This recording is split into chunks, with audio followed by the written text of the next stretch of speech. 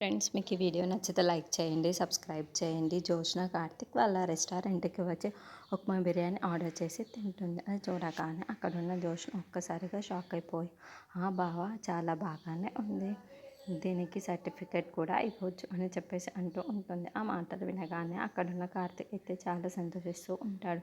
ఇంతలో దీప అక్కడికి వస్తూ ఉంటుంది. అది చూడగానే అక్కడున్న జోష్న మాత్రం దీనికి ఏ1 సర్టిఫికెట్ ఇవ్వవచ్చు, కానీ ఎవరు వస్తారు ఈ రెస్టారెంట్కి, ఎవ్వరు రానివ్వకుండా నేను చూసుకుంటాను కదా, ఇప్పుడు ఆన్లైన్లో ఈ రెస్టారెంట్ కోసం చాలా చెత్త కామెంట్స్ పెడతాను, అప్పుడు ఏం చేస్తారు మీరు అని చెప్పేసి అంటూ ఉంటుంది.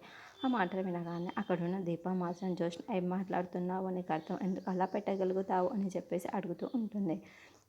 అంతలో అక్కడున్న జోష్న మాత్రం అవును, నా జోష్న కంపెనీ కన్నా ఇది చాలా చిన్న రెస్టారెంట్, అలాగే దీనికి ఎవరు వస్తారు, ఎవరు రారు కదా అని చెప్పేసి అంటూ ఉంటుంది. ఆ మాటలు వినగానే అక్కడున్న కార్తిక్ మాత్రం అలా చూస్తూ జోష్న మాటలు వింటూ ఉంటాడు. ఇంతలో అక్కడున్న దీపక్ చాలా కోపం వచ్చేసి, జోష్న నువ్వు తినేసి ఇక్కడ నుండి మర్యాదగా వెళ్ళు, అంతేకాని ఏది నోటికొస్తే అవి మాట్లాడకు అని చెప్పేసి అంటూ ఉంటుంది. ఇంతలో అక్కడున్న జోష్న మాత్రం వెళ్తానులే దీప, ఎందుకు కంగారు పడుతున్నావు, నువ్వు ఇక్కడ కూర్చొని ఈగలు తోలుకుందులే అని చెప్పేసి అంటూ ఉంటుంది.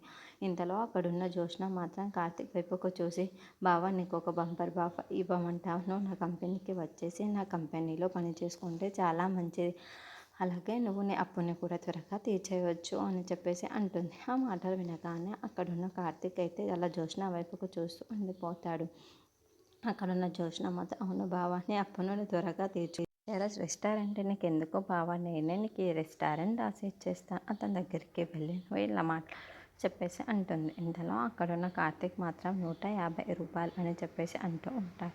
ఆ మాటలు వినగానే అక్కడున్న జోష్న ఏంటి ఏం మాట్లాడుతున్నావు బావా అని చెప్పేసి అంటూ ఉంటుంది. ఇంతలో అక్కడున్న కార్తిక్ మాత్రం అవును, నువ్వు తిన్నావు కదా బిర్యానీ,